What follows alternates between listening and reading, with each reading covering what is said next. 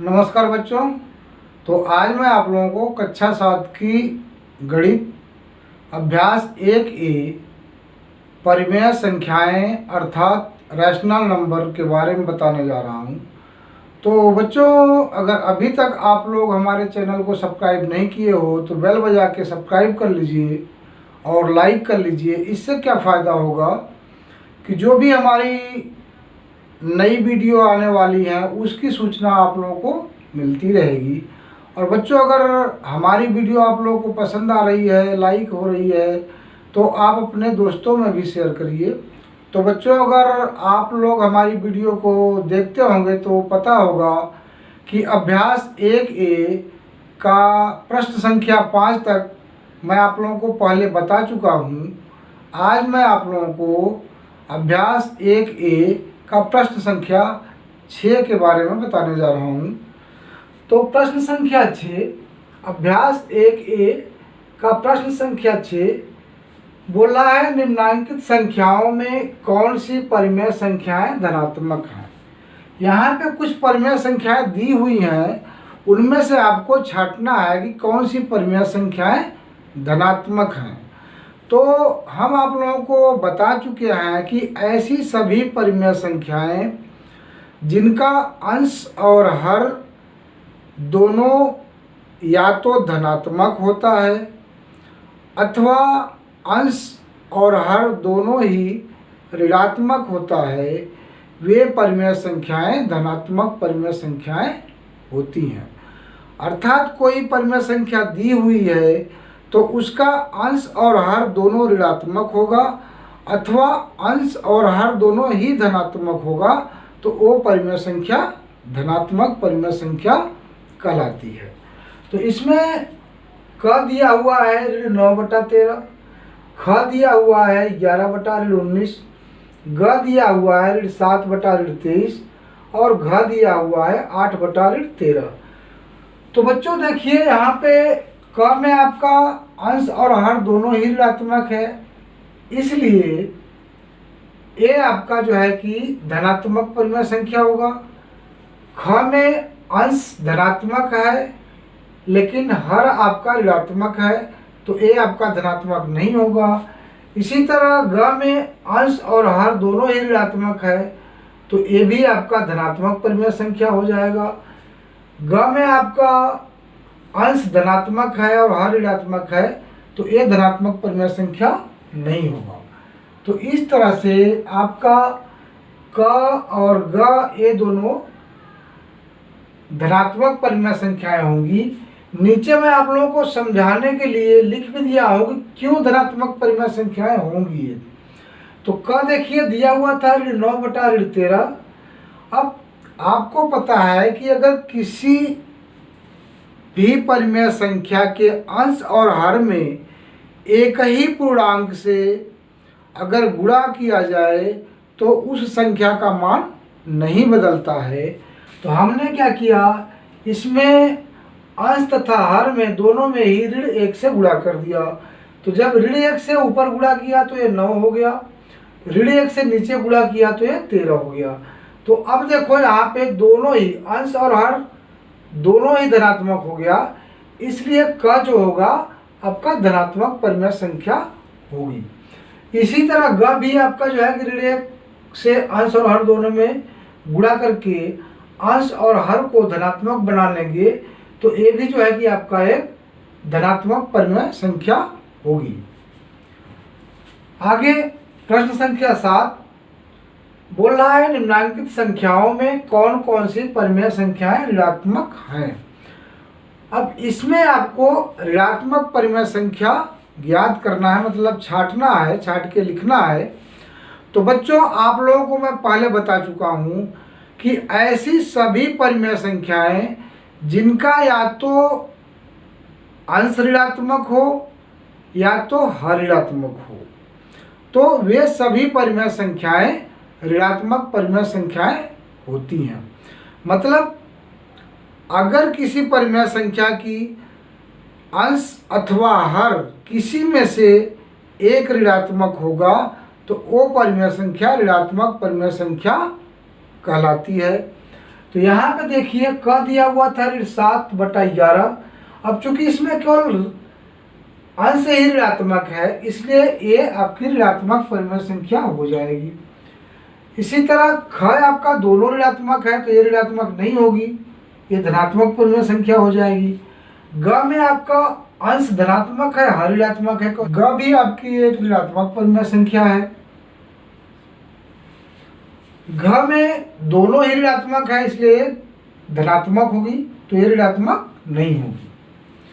आगे प्रश्न संख्या 8 बोला है निम्नलिखित परिमेय संख्याओं को सरलतम रूप में लिखिए। तो बच्चों आप लोगों को मैं पीछे के अपने वीडियो में बता चुका हूँ कि किसी परिमेय संख्या को सरलतम रूप में लिखने के लिए अथवा मानक रूप में लिखने के लिए हम क्या करते हैं कि सबसे पहले अंश और हर को अभाज्य गुणनखंड के रूप में लिखते हैं और फिर जो अंश और हर दोनों के गुणनखंड में कॉमन होता है उसे काट देते हैं। तो काटने के बाद जो बचता है वो हमारा सरलतम रूप होता है। इसको इस तरह भी प्राप्त कर सकते हो कि दी हुई परिमेय संख्या के अंश और हर का महत्तम समापवर्तक निकालते हैं और उस महत्तम समापवर्तक से अंश तथा हर में भाग देने के बाद जो प्राप्त होता है वह दी हुई परिमेय संख्या का सरलतम रूप अथवा मानक रूप होता है। तो वही मैंने यहाँ पे किया हूँ। इसमें क दिया हुआ था -9/21। 9 को हमने अभाज्य गुणनखंड के रूप में लिख लिया -3 × 3 अपन 21 को हमने लिख लिया 7 × 3। अब देखिए 3 ऊपर भी था नीचे भी था तो ये कट गया, तो यहाँ से बच गया -3 बटा यहाँ बच गया 7। और बच्चों आप लोगों को एक चीज़ और ध्यान देना होता है सरलतम रूप के लिए कि किसी भी परिमेय संख्या का सरलतम रूप तभी होगा जब उसका हर धनात्मक होगा। अर्थात किसी परिमेय संख्या को सरलतम रूप में लाने के लिए अंश और हर के महत्तम समापवर्तक से दोनों में भाग देते हैं और हर को हमेशा धनात्मक बना के ही लिखते हैं। आगे ख दिया हुआ था ऋण 18/27। 18 का जब हमने गुणनखंड किया अभाज्य गुणनखंड तो ये हो गया -3 × 3 × 2। क्यों हो गया? क्योंकि 3 3 का 9 दूनी 18, तो इसके बराबर हम ये लिख सकते हैं। उसी तरह ऋण 27 को हम लिख सकते हैं ऋण 3 × 3 × 3। तो यहाँ पे देखिए इस 3 से ये 3 कट गया, दूसरे वाले 3 से दूसरा 3 कट गया, तो बराबर बच गया ऋण 2/3। अब चूंकि हर जो है कि धनात्मक होता है सरलतम रूप का, तो यहाँ पे ऋणात्मक है। तो अब इसको धनात्मक बनाने के लिए हमने क्या किया, अंश तथा हर में ऋण 1 से गुणा कर दिया। तो जब ऋण 1 से हमने गुणा किया तो ये हो गया 2 × 1 = 2। ऋण ऋण का गुणा धन होता है, मैं पहले आपको बता चुका हूँ अपने वीडियो में। और 3 × 1 = 3, तो ये बराबर हो गया 2/3। ये आपका आंसर हो गया, सरलतम रूप बन गया। इसी तरह ग है आपका 21/36। 21 का जब हमने गुणनखंड किया अभाज्य गुणनखंड हो गया 3 × 7, और 36 का जब अभाज्य गुणनखंड किया तो ये हो गया 2 × 2 × 3 × 3। अब यहाँ पे 3 ऊपर भी है नीचे भी है, तो 1 3 से 1 3 कट गया, बाद बाकी जो बच गया यहाँ से ऊपर 7 बच गया बटा 3 दूनी 6 दूनी 12 ऋण 12 बच गया। तो यहाँ पे चूंकि इसमें भी हर ऋणात्मक था तो हर को धनात्मक बनाने के लिए हमने अंश तथा हर में ऋण 1 से गुणा कर दिया। तो ये बराबर हो गया 7 × 1 = 7 और धन ऋण का गुणा ऋण, तो यहाँ पे हो गया ऋण 7 बटा ऋण ऋण का गुणा धन और 12 × 1 = 12, तो ये बराबर हो गया ऋण 7/12। आगे घ दिया हुआ है ऋण 36/64। 36 का हमने जब गुणनखंड किया तो ये हो गया ऋण 2 × 2 × 3 × 3। 64 का गुणनखंड किया तो हो गया 2 गुणे 2 गुणे 2 गुणे 2 गुणे 2 गुणे 2। अब देखिए इस 2 से ये 2 कट गया, इस 2 से ये 2 कट गया, तो बाद बाकी जो बच गया 3 त्रिक का 9, यहाँ से ऋण था तो ऋण 9 हो गया, और नीचे बच गया 2 दूना 4 दूना 8 दूना 16, तो बराबर ये आ गया आपका ऋण 9/16। अब यहाँ पे हर चूंकि धनात्मक था तो आगे हमें जरूरत नहीं था, ये आपका आंसर हो गया, सरलतम रूप हो गया। प्रश्न संख्या 9, अपनी अभ्यास पुस्तिका में लिखकर रिक्त स्थान की पूर्ति कीजिए। ये कुछ जो है कि प्रश्न दिए हुए हैं, क ख ग घ, बोल रहा है कि जो रिक्त स्थान है उसको जो है कि पूर्ति करिए, भरना है। तो इसके लिए हम क्या करेंगे, क दिया हुआ है, क दिया हुआ है ऋण 3/4, ऊपर दिया है रिक्त स्थान, बटा दिया है ऋण 20, फिर आगे रिक्त स्थान बटा 28। तो ऐसे सवालों को लगाने के लिए आप लोगों को क्या करना होगा, दी हुई परिमेय संख्या के हर से आगे वाली दी हुई परिमेय संख्या के हर से इसके हर में भाग देंगे, जहाँ पे जो है कि हर में दिया हुआ है मान, भागफल जो आएगा उसका गुणा अंश में करेंगे, गुणा करने के बाद जो आएगा वो यहाँ पे भरा जाएगा। तो देखिए 4 से जब हमने ऋण 20 में भाग दिया तो ये आ जाएगा 4 पंजे 20, ऋण 5 आएगा। अब ऋण 5 से जब ऋण 3 में गुणा करोगे तो 5 तिहाई 15 आ जाएगा, और ऋण ऋण का गुणा धन आ जाएगा। तो इस तरह से यहाँ पे जो आ जाएगा वो आपका आ जाएगा 15। इसी तरह आगे में भी हर दिया हुआ है 28, तो इसके हर से इसमें भाग देंगे, और भागफल जो आएगा अंश में भरना है, तो दिए हुए परिमेय संख्या के अंश में गुणा कर लेंगे, गुणा करने के बाद जो आएगा वो यहाँ भर जाएगा। तो 4 से जब 28 में भाग दोगे तो 4 सत्ते 28, 7 बार जाएगा। अब 7 से जब ऋण 3 में गुणा करोगे तो 7 त्रिक 21, ऋण 21 हो जाएगा। तो इस तरह से यहाँ पे जो है कि ऋण 21 आ जाएगा, ये आपका भर गया। इसी तरह यहाँ पे 24 दिया हुआ है, अब 24 में ऋण 8 से भाग दो, तो 8 त्रिक 24। अब चूंकि ऋण से भाग दे रहे हो, यहाँ धन है, तो जब ऋण से धन में भाग दोगे तो भागफल ऋणात्मक ही आएगा। तो यहाँ पे हो जाएगा 8 त्रिक 24, ऋण 3 आएगा, और ऋण 3 से जब ऋण 5 में गुणा करोगे तो 5 तिहाई 15 ही आ जाएगा।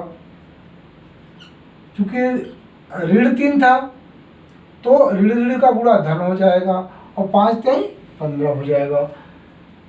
आगे ऊपर अंश दिया हुआ है, हर भरना है, तो अब इसके अंश से इसमें भाग देंगे, भागफल जो आएगा उससे जो है कि दिए हुए परिमेय संख्या के हर में गुणा करेंगे, फिर गुणनफल जो आएगा वो यहाँ भर जाएगा। तो देखिए 5 से जब 25 में भाग दोगे तो 5 पचे 25, ऋण 5 आ जाएगा, क्योंकि यहाँ ऋण है यहाँ धन है, तो ऋण 5 आ गया। अब ऋण 5 से जब 8 में गुणा करोगे तो 8 पंजे 40,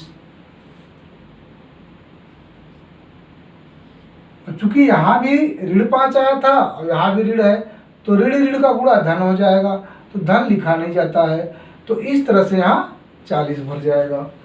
इसी तरह यहाँ पे दिया हुआ है 7 बटा ऋण 9, आगे बराबर दिया हुआ है ऋण 14 बटा भरना है। तो अब यहाँ पे अंश दिया हुआ है, इसके अंश से इसमें भाग दिया, भागफल जो आएगा उसका हर में गुणा किया, गुणनफल जो आएगा वो यहाँ भरा जाएगा।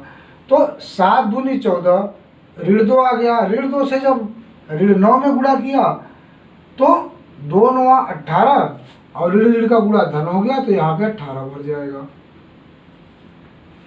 इसी तरह आपका 7 का जब भाग 35 में दिया तो 7 पचे 35, 5 बार गया। अब 5 का गुणा जब 9 में किया तो 9 पचे 45,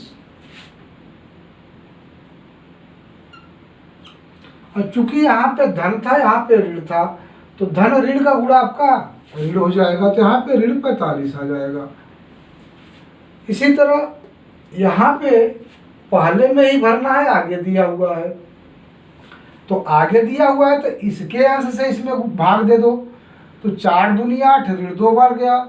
अब ऋण 2 से इसमें गुणा किया तो 15 दूनी 30, ऋण 30 हो गया। तो यहाँ पे जो है कि ऋण 30 आ जाएगा। इसी तरह अब यहाँ भरना है तो नीचे हर दिया हुआ है तो इसके हर से इसमें भाग दे दो। तो 15 चौका 60, ऋण 4 बार गया। अब ऋण 4 से जब 4 में गुणा किया तो 4 चौके 16, ऋण 16 आ गया। तो यहाँ पे आपका ऋण 16 हो जाएगा। तो इस तरह से आपका जितना भी भरने वाला था सभी भर गया।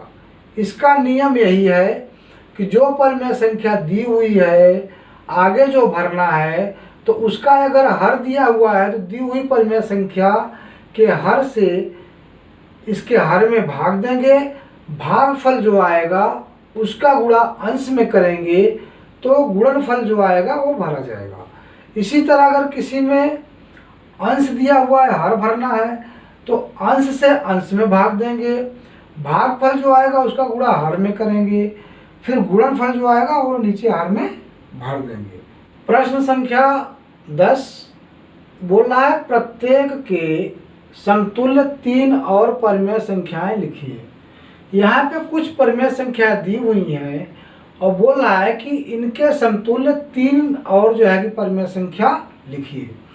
तो बच्चों मैं आप लोगों को पहले बता चुका हूँ कि किसी दी हुई परिमेय संख्या के समतुल्य परिमेय संख्या ज्ञात करने के लिए दी हुई परिमेय संख्या के अंश और हर में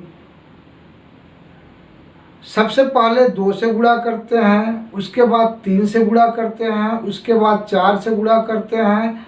इस तरह से जितनी समतुल्य परिमेय संख्या आपको ज्ञात करना हो वहाँ तक जो है गुणा करके समतुल्य परिमेय संख्या ज्ञात कर लेते हैं। तो यहाँ पे पहला था 2/5। अब इसका समतुल्य परिमेय संख्याएं बराबर पहली हो गई 2/5 गुणे 2/2। तो यहाँ पे हो गया 2 दूना 4 बटे 5 दूना 10। तो पहली समतुल्य परिमेय संख्या हो गई 4/10। फिर इसमें जो है कि 2/5 में हमने 3 से गुणा किया तो इस तरह से 3 दूनी 6 बटा 3 5 15। दूसरी समतुल्य परिमेय संख्या हो गई 6/15। इसी तरह 2/5 में जब 4 से ऊपर नीचे गुणा किया तो ये बराबर आ गया 8/20 जो कि तीसरी समतुल्य परिमेय संख्या हो गई। तो इस तरह से इसकी 2/5 की 3 और समतुल्य परिमेय संख्या क्या हो गई, एक तो ये हो गया, दूसरा ये हो गया और तीसरा ये हो गया। इसी तरह ख दिया हुआ है 7/11। अब इसके समतुल्य परिमेय संख्याएं ज्ञात करना है 3 और। तो सबसे पहले 7/11 में हमने 2 से ऊपर नीचे गुणा किया तो ये आपका आ गया 14/22। तो एक समतुल्य परिमेय संख्या ये हो गई। फिर 7/11 में 3 से ऊपर नीचे गुणा किया तो दूसरी समतुल्य परिमेय संख्या हो गई 21/33। फिर आगे 7/11 में हमने ऊपर नीचे 4 से गुणा किया तो तीसरी समतुल्य परिमेय संख्या हो गई 28/44। इस तरह से इसका भी 3 समतुल्य परिमेय संख्याएं प्राप्त हो गई। इसी तरह आगे ग में दिया हुआ था 8/5। अब इसकी 3 और समतुल्य परिमेय संख्याएं ज्ञात करना है। सबसे पहले हमने 8/5 में 2 से ऊपर नीचे गुणा किया तो ये हमारा 16/10 आ गया जो कि पहली समतुल्य परिमेय संख्या हो गई। फिर 8/5 में 3 से ऊपर नीचे गुणा किया तो बराबर आ गया आपका 24/15, ये दूसरी समतुल्य परिमेय संख्या हो गई। फिर आगे 8/5 में 4 से हमने ऊपर नीचे गुणा किया तो इस तरह से तीसरी समतुल्य परिमेय संख्या आ गई 32/20। तो इस तरह से इसका भी जो है कि 3 समतुल्य परिमेय संख्या प्राप्त हो गई। तो इस तरह से बच्चों आपको अगर किसी भी परिमेय संख्या के समतुल्य परिमेय संख्या ज्ञात करना हो तो सबसे पहले दी हुई परिमेय संख्या के अंश और हर में 2 से गुणा करो, फिर उसके बाद 3 से गुणा करो, फिर 4 से गुणा करो। इस तरह से जितनी समतुल्य परिमेय संख्या ज्ञात करना है वहाँ तक जो है कि आप गुणा करके समतुल्य परिमेय संख्या प्राप्त कर लोगे। तो बच्चों आज मैं आप लोगों को यहीं तक बताऊंगा, आगे मैं आप लोगों को अपनी अगली वीडियो में बताऊंगा। धन्यवाद।